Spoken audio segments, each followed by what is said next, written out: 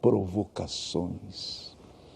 Ao nosso lado, uma professora de história árabe que os acontecimentos no Oriente Médio e no Norte da África transformaram em referência primeira dos nossos jornais, revistas e televisão. É claro que a nossa mídia entende muito pouco daquela parte do mundo e precisa, às vezes, de uma voz mais refinada que a das agências de notícias para saber o contexto em que acontecem as coisas. E a voz dela, a da nossa professora de História Árabe, tem sido melhor que a de muitos jornalistas mais focados nas maravilhas do Ocidente. Quem é ela? Ela é Arlen Klemenschah. Arlen. Por que a mídia é tão excludente ao tratar as coisas do mundo árabe? A mídia gosta muito de falar do mundo árabe, mas não dá voz aos árabes. Então, nesse sentido, exclui sim, certamente exclui, porque quer ela mesma falar por eles, ao invés de deixar que eles falem por si mesmos. Você tem certeza que eles querem falar por eles? Querem, porque querem dar a sua visão, porque querem o árabe que pareça com aquele estereótipo que a gente está acostumado do árabe. Não querem deixar a gente ver toda a complexidade, toda a diversidade, toda a imensa variedade que existe dentro do mundo árabe. Então, querem falar que existe o árabe, que existe o islâmico, quando isso é uma forma de retratar, ou seja, eles querem ser a voz. E dá-se muito pouco voz. Na realidade, não dá, eles não sabem falar nem como somos nós, os brasileiros, não é? Eles não sabem como somos nós, vai falar sobre tudo. Ao ouvir comentaristas que confundem árabes com islâmicos e com terroristas, não parece que Bush continua no poder? E a que propósito serve isso, né? A que propósito serve dizer que os árabes são terroristas, fazer com que tenhamos imediatamente essa conexão entre uma bomba e uma kufia, aquele lenço árabe todo quadriculado que Yasser Arafat usava? Responda. Né? Serve ao interesse de dominação, serve ao interesse de fragmentação do mundo árabe, de exploração do petróleo. Por que as pessoas confundem fundamentalismo religioso com islamismo? Pela forma como, desde o século XIX, foi construída a ideia que temos do árabe. E no século XIX, quando todo o colonialismo chegou na região militarmente, né, porque já estavam ali europeus e assim por diante muito antes, mas quando o colonialismo de fato dominou o mundo árabe, as regiões árabes, utilizou uma elaboração de ideias, de retratos, de imagens, chamado de modo de ver orientalista. Ou seja, passaram a retratar os árabes de uma maneira que favorecia o seu projeto de dominação, que tornava mais fácil dominar. Por exemplo, dizer que precisavam levar a civilização aos árabes. Mais tarde, agora, no final do século XX mesmo, tivemos uma forma muito mais atual e reciclada, reelaborada dessa mesma visão orientalista dos árabes na teoria do choque de civilizações, quando, no fundo, os Estados Unidos estavam chegando nos países, por exemplo, no Iraque, dizendo que tinham que levar democracia. Então, sempre o Ocidente se coloca como tendo que levar algo aos árabes, quando, no fundo, estão retirando daquela região. Curioso isso aí, me parece que estão querendo fazer o mesmo com os índios, né? Justamente. 11 anos no Afeganistão, 9 anos no Iraque. O que os americanos ganharam de fato com isso? No Afeganistão, no Iraque, derrubaram um regime opositor, para de fato colocar um que não chega a ser opositor, como antes, de forma alguma, mas tampouco é um amigo incondicional. E no Afeganistão estão tendo dificuldades imensas e ao todo foram gastos, ao todo, né, com toda essa chamada guerra ao terror, mais de 4 trilhões de dólares. Então a pergunta realmente fica, o que se ganha com isso, a não ser um grande projeto hegemônico que faz girar, inclusive, a indústria armamentista norte-americana. Qual o papel do Império Britânico e da França no Oriente Médio no pós-Primeira Grande Guerra? Inglaterra e França terminaram a Primeira Guerra prontos realmente para dominar de fato, né? Ensaiaram, e ao terminar a Primeira Guerra, dividiram o Oriente Médio entre si. Então, a Inglaterra passou a dominar as regiões que hoje são Iraque, Jordânia, territórios palestinos, o Egito já era inglês, e a França, todo o norte ali, Síria, atual Líbano. Inglaterra e França criaram as fronteiras desses países. E ao criar as fronteiras desses países, também criaram muitos dos problemas que até hoje temos no Oriente Médio, como, por exemplo, as chamadas guerras sectárias. E qual o papel desempenharam os Estados Unidos para que o Irã se voltasse contra eles? Isso tem muito a ver com o apoio que os Estados Unidos concederam de uma maneira muito intromissora, né, ao golpe que derrubou Mossadegh no Irã. E reinstaurando uma monarquia absolutista e muito perseguidora da juventude, de todos os opositores. Então, o último Shah iraniano, o último rei iraniano, teve todo o apoio norte-americano. Então, os Estados Unidos passaram a ser mal vistos por todos os opositores, todo mundo que tivesse algum senso crítico dentro do país, a partir do golpe contra Mossadegh na década de 50 no Irã.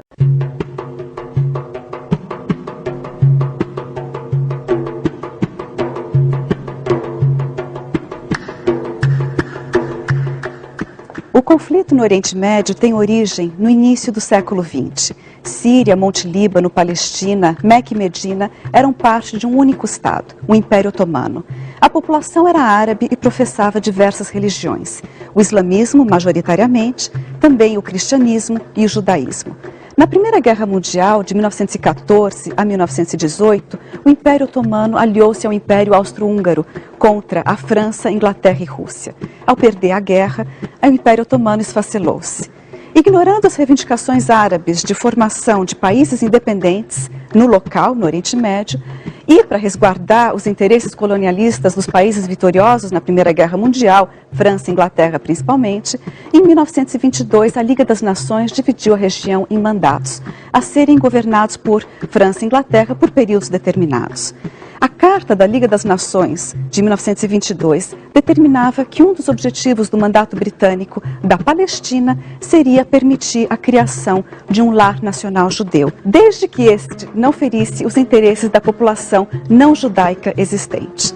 Ao passo que, eventualmente, ao longo das décadas seguintes, a Jordânia, Iraque, Síria e Líbano obtiveram suas independências, a Palestina permaneceu sob mandato britânico até 1948. No final do século XIX, na Europa surgia um movimento nacionalista judeu, chamado de movimento sionista, que tentava dar uma resposta ao problema da perseguição aos judeus na Europa. Esse movimento sionista começou a organizar a imigração de judeus para a Palestina. E ao longo das primeiras décadas do século XX, o movimento sionista cresceu rapidamente, causando receio e revolta na população palestina local. Surgiram os primeiros choques violentos entre árabes e judeus imigrantes da Europa Oriental. Em 1920, 1921, 1929 e 1933. Bom, se na Europa os judeus eram oprimidos, sujeitos a políticas antijudaicas, perseguições e massacres, a verdade é que no Islã a coexistência sempre fora pacífica, até esse momento. O conflito que rompe a partir dos anos 1920 não é religioso, mas político. Em 1936, começa de maneira espontânea uma grande revolta árabe-palestina. O movimento nacionalista palestino exigia o fim da imigração de judeus sionistas, o fim da venda de terras ao Fundo Nacional Judeu e a formação de um governo palestino autônomo. A revolta terminou em 1939 com praticamente 5.000 palestinos mortos, 10.000 feridos e milhares de presos. Sem conseguir manter a ordem na Palestina e incapaz de entregar um Estado aos judeus sem ferir os direitos e causar revolta do povo palestino, a Inglaterra entregou o mandato à ONU.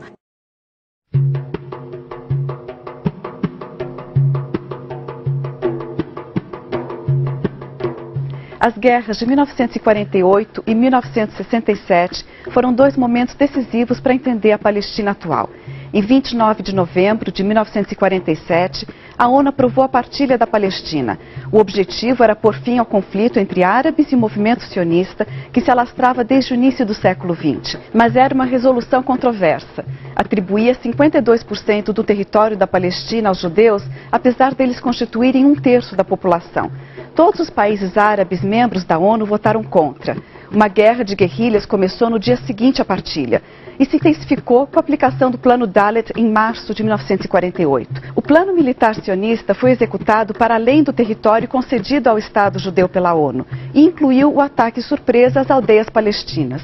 O terror gerado provocou o êxodo em massa dos palestinos e o triste espetáculo de fileiras intermináveis de mulheres, crianças e idosos arrastando-se pelas colinas palestinas rumo à fronteira mais próxima. Quando se declara a criação do Estado de Israel em maio de 48, a guerra muda de caráter, para se transformar agora em um conflito entre Israel e os Estados árabes vizinhos. Pesquisas históricas israelenses e palestinas registram que, do início da guerra, em 1947, até o seu término, em 1949, foram cometidos mais de 30 massacres contra palestinos. Entre esses assassinatos em massa está o massacre de Deir Yassin. Cerca de 400 vilarejos palestinos foram esvaziados e varridos do mapa, 750 mil palestinos foram expulsos do país e transformados em refugiados, passando a viver em barracas improvisadas na Cisjordânia, faixa de Gaza e países árabes. Com essa guerra, Israel expandiu suas fronteiras, passou a ocupar 78% da Palestina histórica, restando aos palestinos 22% do território, ou seja, a Cisjordânia e a faixa de Gaza.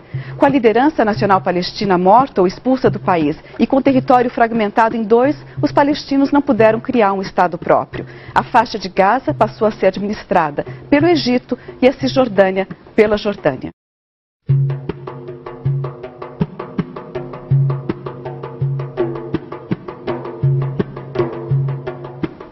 Passados 20 anos da criação de Israel, a guerra de 1967 provocou uma nova reviravolta política e social na região. Em apenas 6 dias de guerra devastadora, Israel venceu 3 países árabes, ocupou militarmente a Cisjordânia e a faixa de Gaza, além das colinas do Golã, pertencentes à Síria, e a península do Sinai, do Egito. A operação militar israelense causou uma nova leva de refugiados palestinos. Mais de 300 mil pessoas deixaram a região. Assim que terminou a guerra, o governo israelense deu início à construção de colônias na Cisjordânia, incluindo Jerusalém Oriental. Ao mesmo tempo, o governo israelense deparou-se com aquilo que alguns denominaram o problema demográfico, ou seja, na faixa de Gaza e na Cisjordânia vivem ao todo 4 milhões de palestinos. A população de Israel é de 7 milhões de pessoas, dos quais 1.300.000 são palestinos. Se Israel, expandindo suas fronteiras, incorporasse a população palestina da Cisjordânia e da faixa de Gaza, a porcentagem de palestinos com direito à cidadania israelense passaria dos atuais 20% a 50% da população do Estado de Israel. E Israel, que se denomina um Estado judeu, deixaria de ter uma maioria populacional judaica. Para manter o controle sobre a Cisjordânia e a faixa de Gaza, explorar seus recursos naturais, anexar locais sagrados, Israel criou um vasto e complexo sistema de ocupação. Esse sistema inclui as chamadas medidas de defesa para conter a revolta palestina. São leis e ordens militares que não eliminam, mas se sobrepõem à legislação palestina. Barreiras que impedem o direito de ir e vir da população. Demolição de casas e edifícios palestinos. Construção de assentamentos exclusivos para judeus. Estradas nas quais só podem circular carros israelenses. Mais de 70% do território da Cisjordânia estão sob controle israelense. 80% da água extraída da Cisjordânia é consumida por Israel e suas colônias. Israel também construiu um muro com 8 metros de altura. O governo israelense alega que precisa proteger o país. Na prática, o muro não se situa na linha verde, ou seja, a fronteira internacionalmente aceita, e acabou anexando 10% da Cisjordânia. O muro circunda cidades palestinas inteiras, como Belém e Calquília. Outra decisão controversa de Israel é manter mais de 500 barreiras, os chamados checkpoints. Neles, soldados israelenses controlam a passagem das pessoas.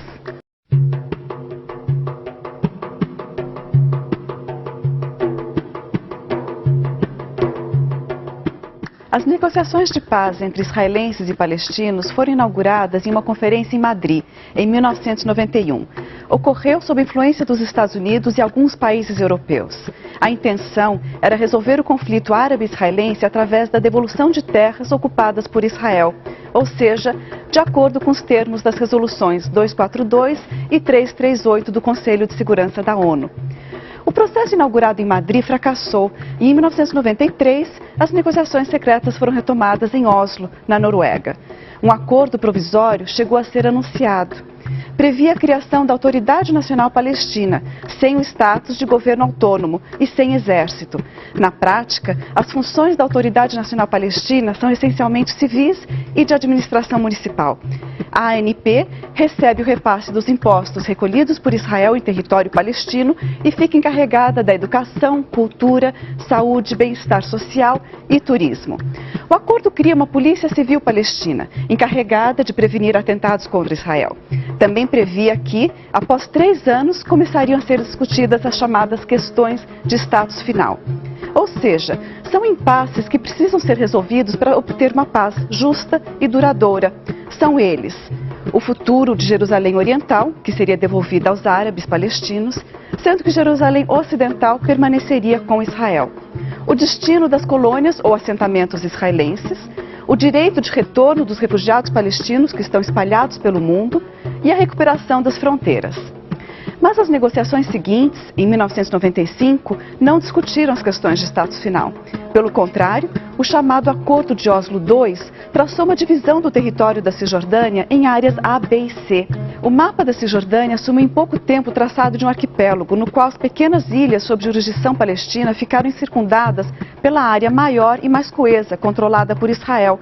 O período de vigência dos acordos de Oslo foi de 1993 ao ano 2000. Incluiu várias conferências com negociações diretas e indiretas.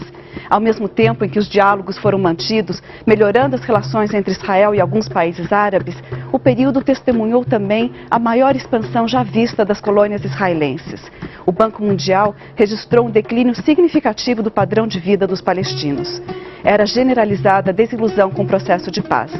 A era de Oslo chegou ao fim no ano 2000, quando uma visita inesperada do general Ariel Sharon à esplanada das mesquitas em Jerusalém Oriental deflagrou uma revolta popular palestina, conhecida como a Segunda Intifada. Coube à Liga dos Países Árabes a retomada da iniciativa de paz. Em 2002, a Liga Árabe propôs a normalização das relações entre Israel e todos os países árabes em troca da retirada israelense dos territórios ocupados desde 1967. Incluindo Jerusalém Oriental. Propôs ainda uma solução justa para os refugiados palestinos, com base na Resolução 194 da Assembleia Geral da ONU. No ano seguinte, em 2003, o Quarteto para o Oriente Médio, formado pelos Estados Unidos, Rússia, União Europeia e ONU, formulou o Mapa da Estrada, isto é, um guia para a paz no Oriente Médio. O gabinete israelense fez 14 ressalvas à iniciativa, minando a legitimidade do plano e do próprio quarteto. Os anos seguintes testemunharam uma escalada da violência na região. Foram sucessivos ataques militares israelenses e, do outro lado, atentados à bomba, causando centenas e até milhares de mortos. Nosso objetivo não é comparar as perdas humanas, todas elas irreparáveis. O apoio incondicional dos Estados Unidos a Israel ajuda a entender que as conversas de paz dificilmente puderam ser equilibradas. Inclusive, quando, em 2010, o governo Obama tentou promover a retomada das negociações, fracassou e silenciou-se diante da recusa do governo israelense em paralisar a expansão dos assentamentos em territórios palestinos. Um rápido balanço do processo de paz mostra que, até hoje, ele falhou em estabelecer o respeito aos direitos humanos e as resoluções da ONU como parâmetros das negociações. Essa é uma outra visão.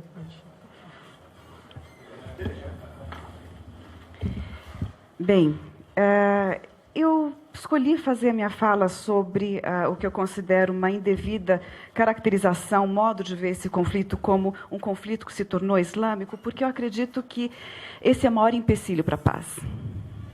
Justamente por isso. Não tenho exatamente a resposta, mas esse é o maior empecilho, a meu ver.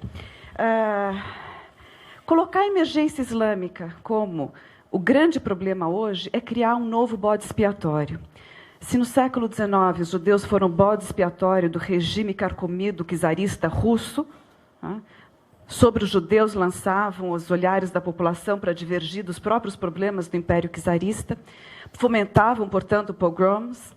Hoje, mundialmente, a gente tem um bode expiatório mundial, que é o islâmico, o árabe. Quando a gente olha uma cena de árabes ajoelhando no chão para rezar. O que vocês sentem? Muitos sentem medo. Por que medo de pessoas rezando? Porque isso foi colocado na nossa imaginação, no nosso imaginário, através de décadas. E, aliás, agora, que se fortaleceu após a queda da União Soviética, claramente, né? Com o fim da Guerra Fria, o novo inimigo, o novo bicho-papão, o que você quiser chamar assim, mas o novo bode expiatório hoje são os islâmicos. E colocar esse conflito como um conflito islâmico, então, turva a visão. Impede que a gente olhe para os reais problemas, que são problemas concretos, problemas que são difíceis de resolver, mas podem ser resolvidos. E chegando, então, a alguns desses problemas, de forma alguma aqui eu vou conseguir ter tempo, espaço para falar de toda a complexidade deles, mas alguns deles, por exemplo, Camp David. Camp David foi muitas vezes considerado assim pela imprensa ou em diversos setores como a grande oferta generosa de Ehud Barak, perdida na medida em que Arafat recusou. Bom, Arafat talvez alguns regimes colaboracionistas com os Estados Unidos também tenham acusado o Arafat de recusar. Acontece que Arafat não podia aceitar Camp David. Ele seria derrubado em seguida pelo povo palestino, porque Camp David, a questão de Jerusalém, a negociação que Camp David propunha em relação a Jerusalém não era devolver a Jerusalém Oriental ou alguma forma de compartilhar a Cidade Velha. O que se devolvia em Camp David de Jerusalém Oriental eram bairros distantes, né? Não era Jerusalém Oriental. Então, Ehud Barak dizia, estamos propondo a devolução de Jerusalém Oriental. E, na verdade, não era a Jerusalém Oriental. As trocas territoriais também eram bastante problemáticas. E a questão dos refugiados é uma questão que foi, em 1947, estabelecido pela ONU como um direito. Em 74, virou um direito inalienável, segundo a ONU, ou seja, inalienável, do qual ninguém tem direito de abrir mão. Não se pode abrir mão do direito de retorno em nome dos palestinos. Ninguém tem esse direito, porque ele é parte da condição do palestino. Hoje, o palestino é um povo no exílio. Se a gente pensa que a questão palestina é tratar dos territórios ocupados, é importante, é central, mas a questão palestina é a questão de um povo que está no exílio. É um povo disperso pelo mundo. É um povo hoje cujo único bem que tem é a educação. E, por isso, os palestinos têm investido tanto na educação e têm os maiores índices de alfabetização em todo o mundo árabe. Não tem, perderam terras e tudo mais. Então, não trazer uma resposta a esse problema, como, aliás, a autoridade palestina também já está relegando, não resolve. Então, de fato, são várias as questões aqui. O Hamas demonstrou na prática que estaria disposto a negociar. A meu ver, podem não concordar. Por exemplo, quando o Hamas concorreu às eleições em 2006, ele estava dizendo: nós estamos dispostos a fazer parte de um corpo político que surgiu devido aos acordos de Oslo. Faremos parte desse corpo e, ao fazer parte dele, nós nos estamos inserindo em um processo de negociações. Então, na prática, e, ao mesmo tempo, lembrar que, de fato, quando foi dito aqui, né, que não é possível a paz quando uma das partes se recusa a reconhecer a outra, mais uma vez, na prática, Israel mantém a ocupação dos territórios palestinos. Portanto, na prática, quem não reconhece é Israel. Israel não reconhece o direito dos palestinos de ter um Estado. Não retira essa ocupação. Várias foram, aliás, toda a forma como eu mencionei que começaram as negociações mostrava que a OLP estava absolutamente disposta a negociar. Hoje, em 2002, os Estados, a Liga Árabe, elaborou um plano de paz. Era uma proposta, foi chamada Proposta Árabe de Paz. Essa proposta consistia no seguinte: Israel se retira dos territórios ocupados em 67, totalmente, estabelece como fronteira a linha verde, que foi a linha do armistício de 49, devolve Jerusalém Oriental e se encontra uma solução negociada para a questão dos refugiados, que é uma questão difícil, e os Estados árabes, no seu conjunto, normalizam as relações com Israel. Essa proposta árabe foi negada por Israel. Não foi considerada, não foi levada adiante, a mídia sequer chega a mencionar. Então, a negociação tem sido extremamente difícil, sim, por questões históricas, questões concretas atuais. Historicamente falando, inclusive, a gente deve lembrar que o nacionalismo foi uma ideologia inserida no Oriente Médio no século XX, começo do século XX.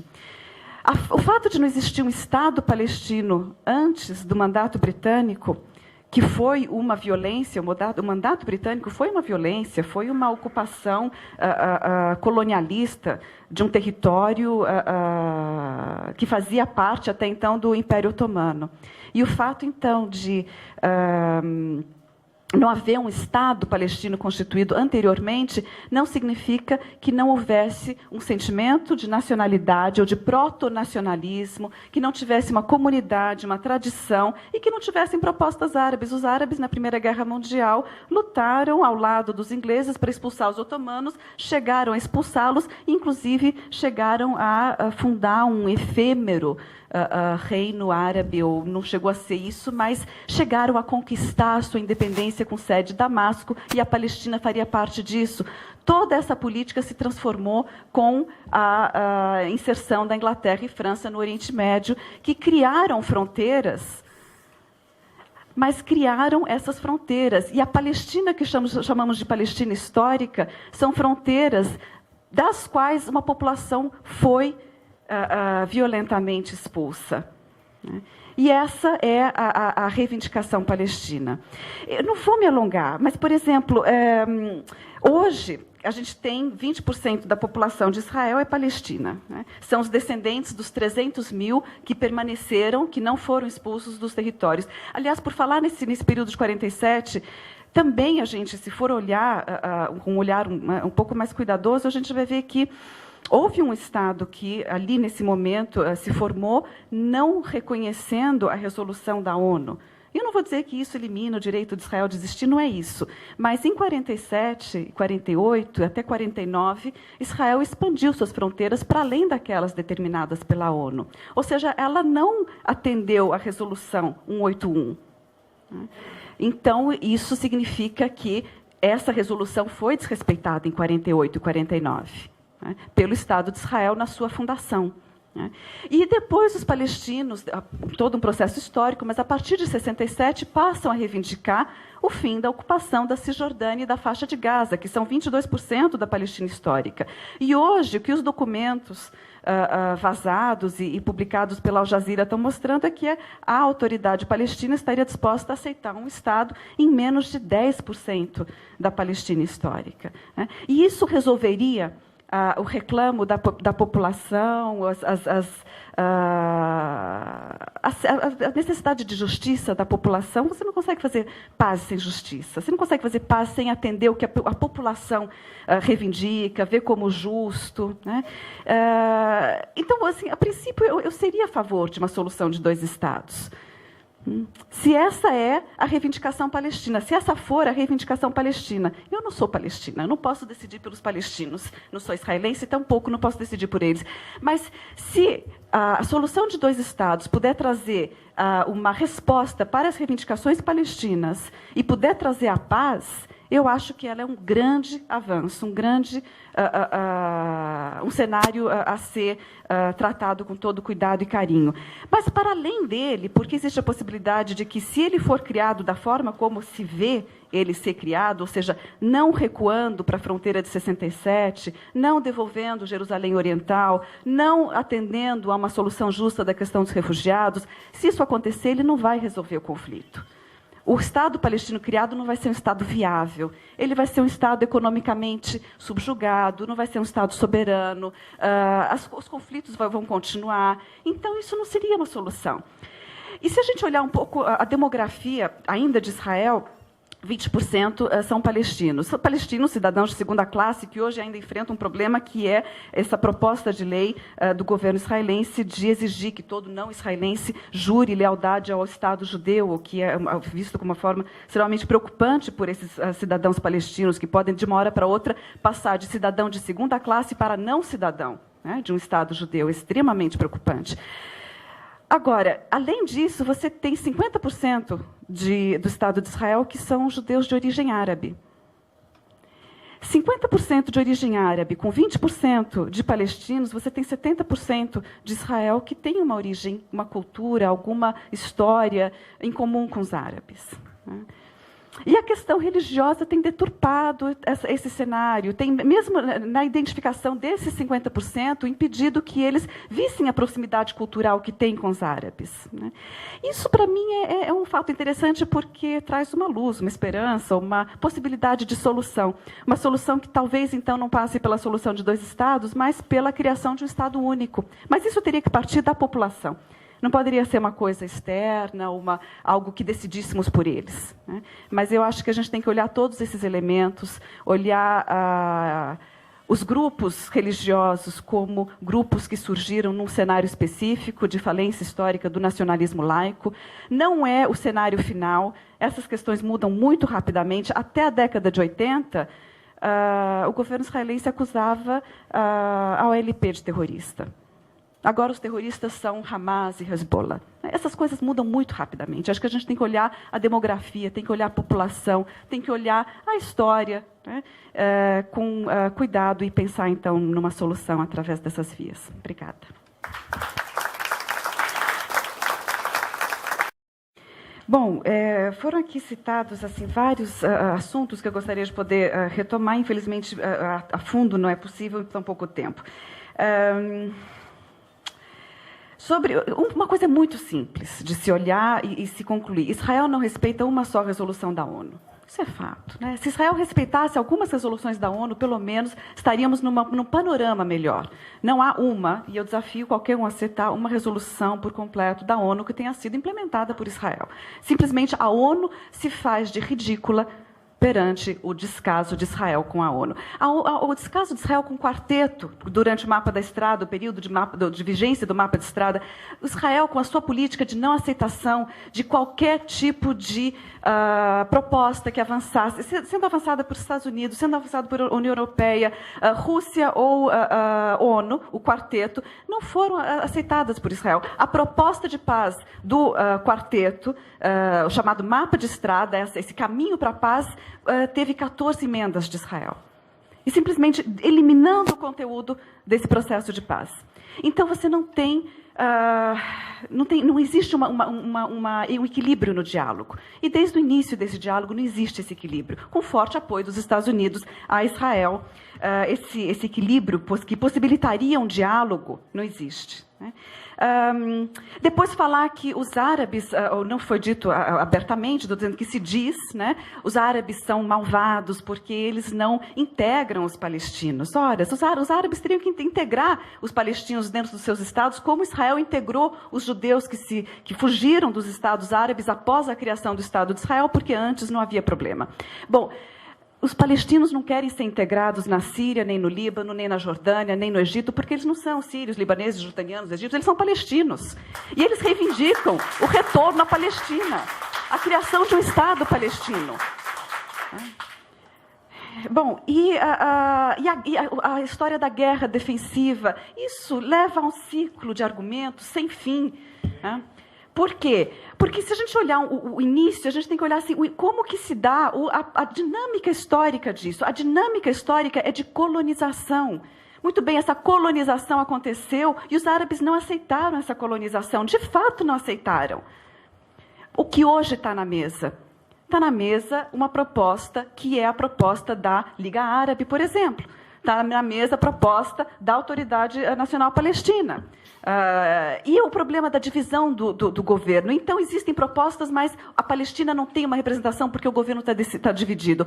Essa divisão foi produto de um boicote internacional a uma eleição que foi democrática, limpa, com toda a comunidade internacional tendo suas missões vigiando essas eleições. Foram as eleições mais limpas de todo o Oriente Médio, de várias regiões. Hamas ganhou uma maioria para o Conselho Nacional Palestino e a comunidade internacional não aceitou. Passou a cortar o repasse de verbas para a autoridade nacional. Não é esmola, é um repasse de verbas decidido pelos acordos de Oslo. Cortando esse repasse de verbas, a economia palestina ruiu. Professores não tinham salário, toda a população simplesmente passou a ter que sobreviver, sabe-se lá como. Então, ruiu. Em 6 meses, a estrutura, a pouca estrutura palestina existente ruiu. Isso levou a que Hamas e Fatah se separassem. Fatah assumiu o governo da Cisjordânia, sabendo que teria um respaldo internacional, e Hamas assumiu o controle da faixa de Gaza.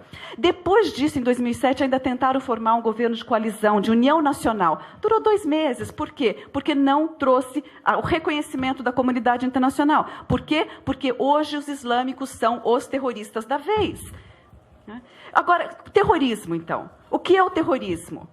É o ataque a uma população civil, indefesa. Bom, gente, você falar em terrorismo, pelo amor de Deus, né? O ataque à faixa de Gaza. O que foi isso? Uma população fechada, que não podia sair, não tinha para onde fugir. Quando Israel bombardeou Beirute, refugiaram-se de 4 milhões de libaneses, 1 milhão se refugiou. 1 milhão fugiu do Líbano. Os moradores de Gaza, 1,5 milhão de pessoas não podiam sair, porque estão presos. Tecnicamente, segundo as convenções de Genebra, Gaza é território ocupado. E a responsabilidade do Estado de ocupação manter o bem-estar de uma população ocupada, segundo as convenções de Genebra. Israel faz isso? Não.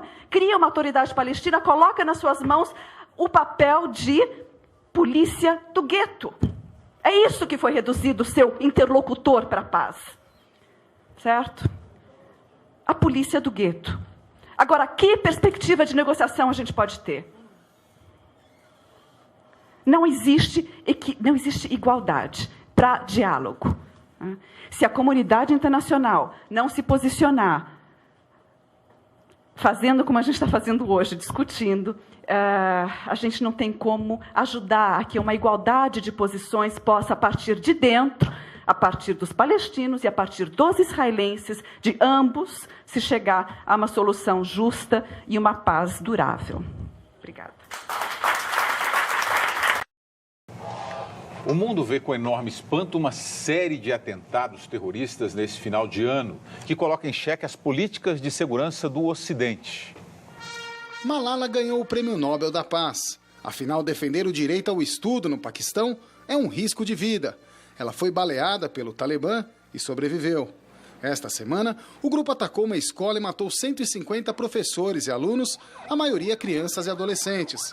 Uma resposta, segundo os terroristas, à ação dos exércitos do Paquistão e do Afeganistão contra os acampamentos do Talibã, milícia fundamentalista que já esteve no poder.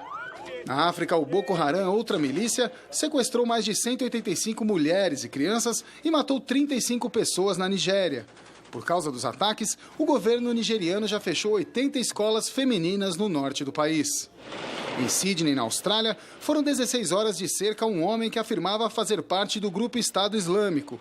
Ele e 2 reféns foram mortos. É considerado terrorista qualquer pessoa ou organização que utiliza métodos violentos ou ameaçadores para conquistar determinado objetivo político. A Al-Qaeda, por exemplo, ela quer recriar um califado no coração do mundo islâmico, no coração do Oriente Médio. A forma de alcançar isso ou de se fazer isso se apoia dentro de um discurso radical, religioso, que alimenta essa ideologia para se chegar nesse objetivo. Entre os grupos terroristas considerados mais violentos atualmente, boa parte é formada por fundamentalistas islâmicos. O Boko Haram luta desde 2002 para implantar a Sharia, a lei islâmica na Nigéria.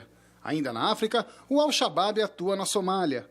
O Talibã, que surgiu em 1994, volta a ganhar forças no Paquistão e no Afeganistão, país onde surgiu a Al-Qaeda, organização terrorista que ficou conhecida em todo o mundo em razão dos atentados de 11 de setembro.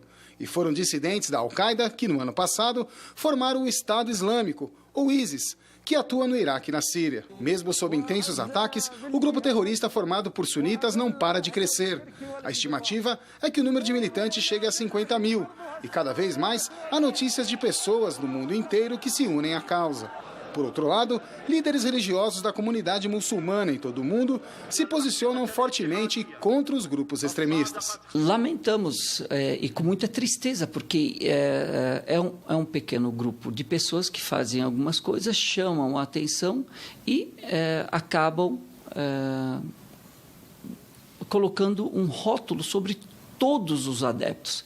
E isso é muito ruim, porque se nós analisarmos que no Brasil nós temos 1,5 milhão de muçulmanos e no mundo todo nós temos 1,5 bilhão de muçulmanos, imagine que todos fossem terroristas.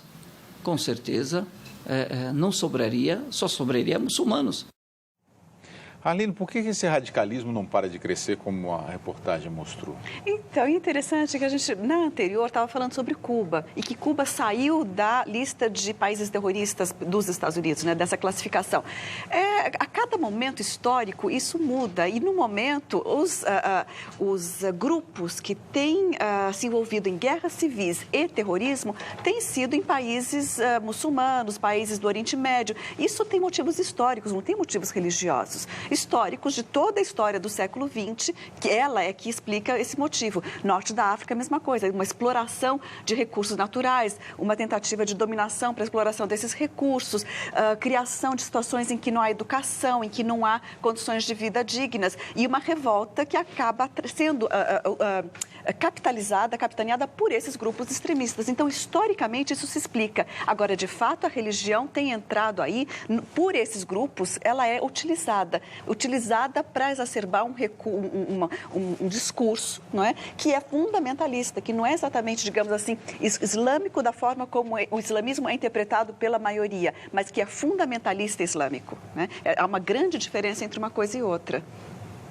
Pondé, como é que você vê essa questão aí do avanço do radicalismo? Não sei se pode dizer esse radicalismo islâmico, fundamentalista, né?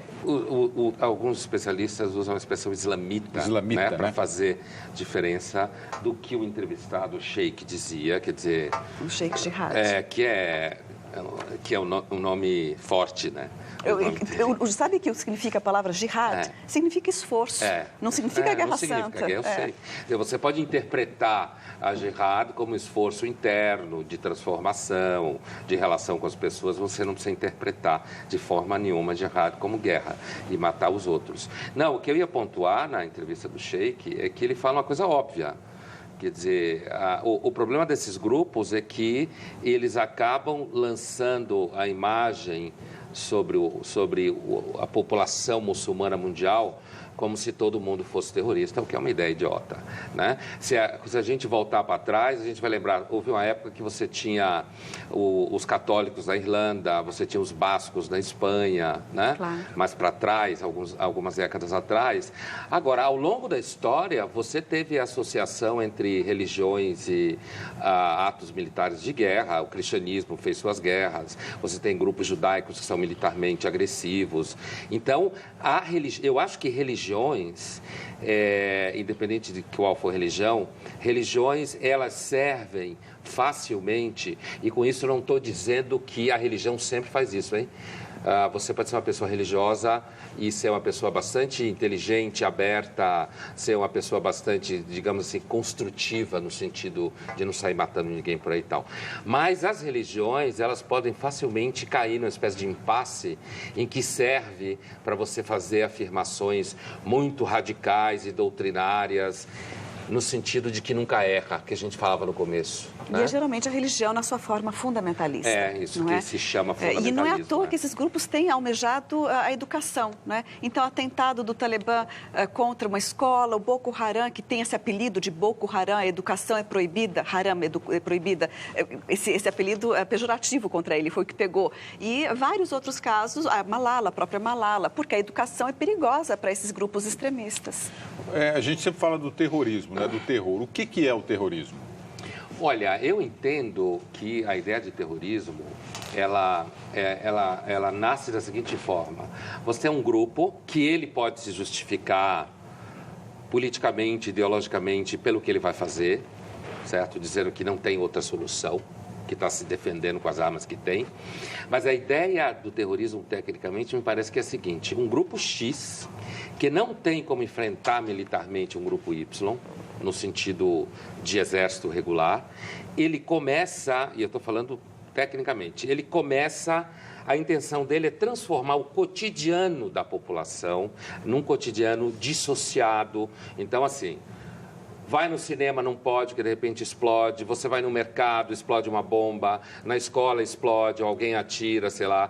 Então, o terrorismo, me parece, do ponto de vista técnico, e qualquer grupo pode fazer uso do terrorismo, ele é a tentativa de desestabilizar a sociedade inimiga, certo? Sua, já que você não pode fazê-lo via exército regular, você que acredita na sua causa, então, você desestabiliza através de métodos como esse. Explode um prédio, você faz voar um risco. A pessoa fica com medo de voar, com medo de entrar no ônibus, com medo de ir no cinema. Eu perguntei, Salino, porque o Hamas saiu da lista de terroristas da União Europeia.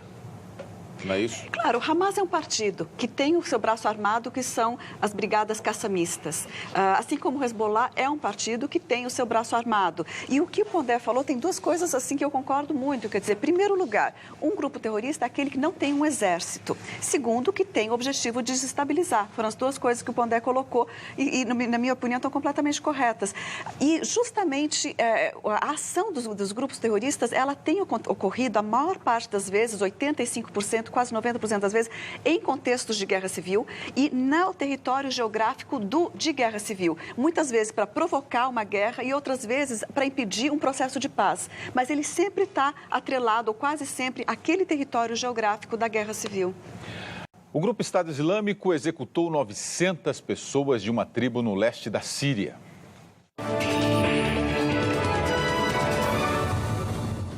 Pelo menos 230 corpos foram encontrados em uma vala comum. Os sunitas foram mortos por terem se rebelado contra o grupo islâmico. Autoridades ainda procuram por 700 desaparecidos. O Estado Islâmico é acusado pela ONU de crimes contra a humanidade e de cometer diversas atrocidades, execuções e decapitações. Arlene. Bom, o que está acontecendo na Síria, a gente viu nessa matéria, essa notícia horrorosa de um massacre de 900 pessoas, evidenciada por uma vala comum com mais de 200 corpos. Bom, está mostrando que a população está sofrendo com o avanço do Estado Islâmico. Notícia boa é que no Iraque os curdos conseguiram retomar um importante território que estava sob controle do Estado Islâmico, evidenciando assim que há uma luta ferrenha, uma luta atroz que está acontecendo entre populações locais e o Estado Islâmico. Que ainda por cima está o quê? Se valendo do vazio deixado pela guerra civil na Síria e pela ocupação norte-americana do Iraque. É toda essa situação que configura esse horror que está acontecendo, essa possibilidade desse horror se materializar na Síria. No caso da Palestina, o Conselho de Segurança agora está diante de uma importante votação. Essa notícia é muito importante, quer dizer, depois da autoridade palestina propor o ingresso da Palestina na ONU e não conseguir o ingresso pleno, mas sim ter o seu status elevado para um não membro, quer dizer, membro observador, né? Um Estado não membro, reconhecido como Estado, mas não é membro pleno da ONU. Agora está pedindo que o Conselho de Segurança vote num tempo, né, num cronograma de 1 ano para acabar com a ocupação. Esse cronograma é dificílimo de ser executado, dificílimo, mas a hora que os Estados Unidos vetarem, se de fato vetarem esse programa, vai ser mais um isolamento dos Estados Unidos numa tentativa mundial de terminar a ocupação israelense dos territórios palestinos.